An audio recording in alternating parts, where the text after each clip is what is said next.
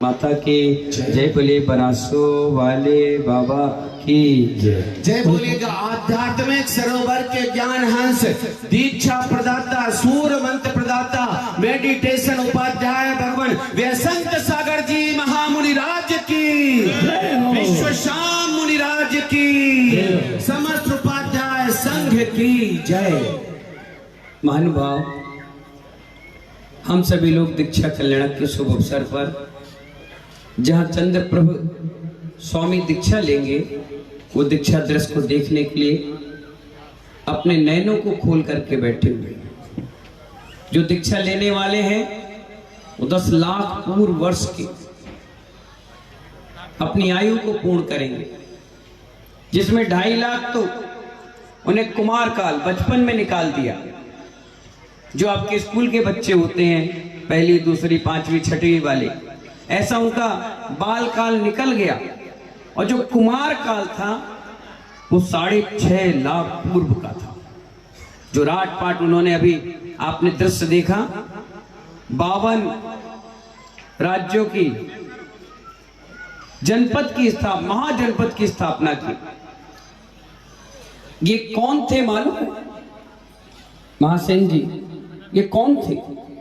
सबसे पहले राजा बने। क्या बने नीरू भाई? राजा। कौन से राजा? श्री वर्मा राजा। शास्त्रों में पढ़ना, श्री वर्मा राजा का सैकड़ों उदाहरण आता है। उस राजा के पद में रहकर उन्होंने बहुत न्याय नीति से, धर्म नीति से, प्रतिष्ठाएं, पूजा पाठ, साधु सेवा, दान पुण्य, सोने के कलश, सोने के मंदिर, ना जाने कितना अभूतपूर्व पुण्य इकट्ठा किया। इसीलिए उनका नाम राजा वर्मा पड़ा। उसके बाद आयु पूर्ण करने के बाद वो पहले स्वर्ग के देवता बने। 1 सागर की आयु में पूरा जीवन व्यतीत किया। इसलिए तो लोग कहते हैं कि हम स्वर्गवासी हैं।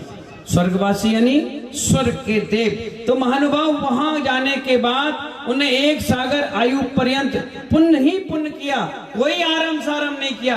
और पुण्य से पुण्य को कमाया और वहां से आकर के चक्रवर्ती बन गए। अब चक्रवर्ती तो आप जानते हो, पहले राजा थे तो एक राज्य था, स्वर्ग में गए तो पूरा स्वर्ग उनका था। अब जब धरती पर दोबारा आए तो पुण्य फिर बढ़ गया। बिल्लू भैया, तो चक्रवर्ती यानी 6 खंड के अधिपति, यही भगवान बने, इन्हीं का जीव बना, अधिपति बन गए चक्रवर्ती। और चक्रवर्ती का वैभव पुण्य तो आप खुद जानते हो, कितना जबरदस्त पुण्य किया, इतना जबरदस्त पुण्य किया कि वहां से फिर अच्युत स्वर्ग में क्या बन गए? इंद्र बन गए। पहले स्वर्ग में थे, फिर और आगे चले गए और सागर पर्यंत आयु मिल गई और पुण्य कमाने का अवसर मिल गया। वहां से आए तो पद्मनाभ नाम के राजा बन गए, पद्मनाभ राजा बन गए और पुण्य कमा लिया महानुभाव। तो वहां से वैजयंत नामक देव में अहिमेंद्र मान के अनुत्तर विमान में जाकर विराजमान हुए और वहां से चल करके आए तो हमारी सुलक्षणा देवी के कुक्षी में चंद्र प्रभु भगवान बन करके प्रकट हो गए। ऐसा बिरला पुण्य उन्होंने कमाया। आज सारा राजपाट वैभव अपने बच्चों को, परिवार को देने के बाद वो आ गए दीक्षा वन पे। जिस वन के नीचे वो केस लोच करके दीक्षा लेते हैं, वही वृक्ष अशोक वृक्ष बन जाता है। क्या बन जाता है? अशोक वृक्ष बन जाता है। नाग वृक्ष नाम के वृक्ष के नीचे उन्होंने दीक्षा ली, तो नाग वृक्ष की जगह वो अशोक वृक्ष बन गया।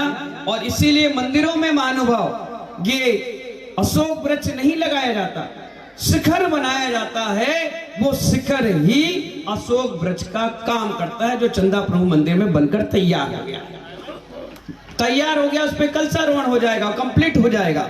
महानुभाव, इनका बैराग के कारण 3 आए हैं। एक तो उल्कापन, बिजली तड़क गई, एक पतझड़, पत्ते गिरने लग गए, और तीसरा आईना देखा अपने जन्म दिवस पर तो बाल सफेद दिख गए।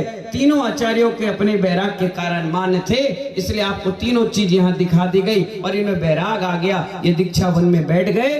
अब ये केस लॉन्च करेंगे। सबसे पहले क्या करेंगे?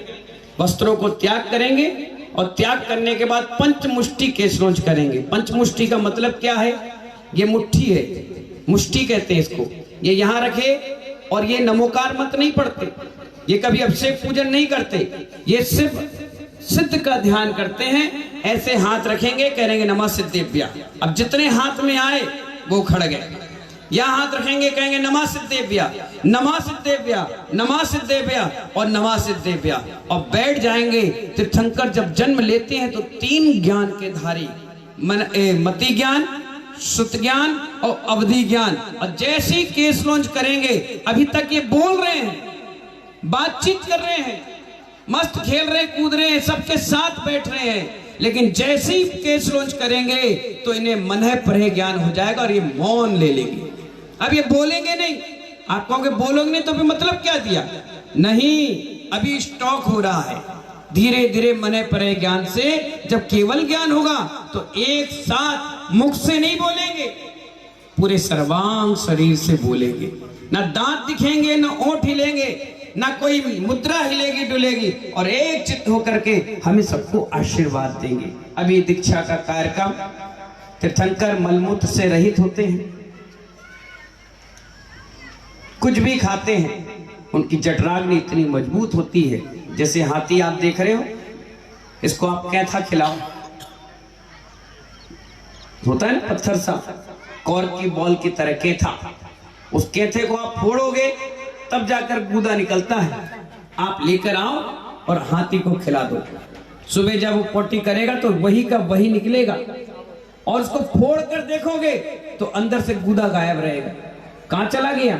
उसकी जठराग्नि इतनी मजबूत है कि वो कैथे के अंदर से सारा रस निकाल दिया और गूदा गायब हो गया। ऐसी जठराग्नि तीर्थंकर के पेट में होती है, कुछ भी खाया सारा भस्म हो गया। इसलिए वो लघु संख्या शौच नहीं जाते, इसलिए उनको पिछी कमंडल देने का कोई अधिकार नहीं। लेकिन हम जैसे मुनिराज जो खाते पीते भी हैं, 1 नंबर 2 नंबर भी जाते हैं, शौच क्रिया भी, लघु संख्या भी जाते हैं, कल के दिन ये अगर क्रिया बंद कर देंगे तो आने वाली पीढ़ियां कहेंगी जब तीर्थंकर नहीं रखते तो तुम क्यों रखते हो। तो ये जैन दर्शन का क्या है? लाइसेंस है। क्या है ये? लाइसेंस है। इसको देखकर तुम्हारे बच्चे, तुम्हारी महिलाएं, तुम्हारे परिवार के लोग कहते हैं हाँ ये दिगंबर हैं, उनके साथ पिच्छी है, इसलिए दिगंबर मुनिराज। ये लाइसेंस है। अगर ये नहीं होगा तो शहर में बहुत सारे ऐसे पागल भी फिरते हैं जो नंगे घूमते हैं, आप उनको मुनि मान के पूजना चालू करें। लाइसेंस है, पिच्छी है हाथ में, तो आप अपने आप समझ जाएंगे कि मुनि है। कमंडल है, हालांकि भगवान को जरूरत नहीं पड़ती, लेकिन नियोग है। अभी आप देखना, जैसे यहाँ संस्कार होंगे, पंडित जी मंत्र बोलेंगे, पुष्पों से छेपण करके छोटे छोटे कमंडल उनके साथ रख दिए जाएंगे, हालांकि जरूरत नहीं पड़ती। ये नियोग एक व्यवस्था है, उसको रखी जाती है। तीर्थंकर भगवान जैसी दीक्षा ले लेंगे, मौन लेकर के साधना में उतर जाएंगे। अब उनकी जितनी भी क्रियाएं हैं सब अंतिम है। जन्म एक बार ले लिया, अब नहीं लेंगे। गर्भ एक बार आ गए, अब दोबारा नहीं आएंगे। उनकी मुनि मुद्रा एक बार हो गई, अब दोबारा मुनि नहीं बनेंगे। केवल ज्ञान एक बार होगा, दोबारा नहीं होगा। एक ही बार उनका सारा काम होगा, एक ही बार सब कुछ होगा। अब कुछ मतलब नहीं किसी से। अब जो भी कुछ क्रिया है वो सारी सारी अंतिम क्रिया है। मोक्ष भी जाएंगे अंतिम, बस इसके बाद दोबारा धरती पर नहीं आएंगे। लोग कहते हैं भगवान चले गए दोबारा आ गए, नहीं, वो जीव गया, दूसरा जीव आ गया, दूसरा गया, तीसरा आ गया। और महानुभाव, आज तो बहुत पवित्र दिन है। आज के दिन इतने समय तक हम लोग के उपाध्याय पद प्रतिष्ठा हो चुकी थी। कितना विशाल संघ। जब चुल्लक दीक्षा हुई तो 109 साधु, जब मुनि दीक्षा हुई तो भी 100 से ज्यादा साधु, और जब उपाध्याय पद मिला तो 400 से ज्यादा साधु। कितनी वर्णनाएं, कितनी शुभकामनाएं उस मंच से मिल रही थी।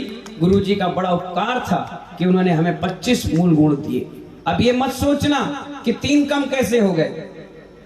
3 कम नहीं हुए, 28 का तो पालन हम कर रहे हैं, 25 प्लस हो गए। कितने हो गए? 25 और प्लस हो गए। अब मात्र 2 कदम की दूरी है, 1 कदम आचार, उसके बाद सीधे भगवान। कितना बड़ा पद मिला है। इस पद की गरिमा और इसके अनुशासन को बनाए रखने के लिए गुरु ने आशीर्वाद दिया है। इसीलिए तो गुरु गुरु है और हम सब शिष्य हैं। आज उनका बड़ा उपकार है कि उन्होंने हमें इस लायक समझा और ये पद को विभूषित करके समाज के बीच बैठा। देखिए, जब से उपाध्याय पद मिला है, ये 5वां पंचगणाक है।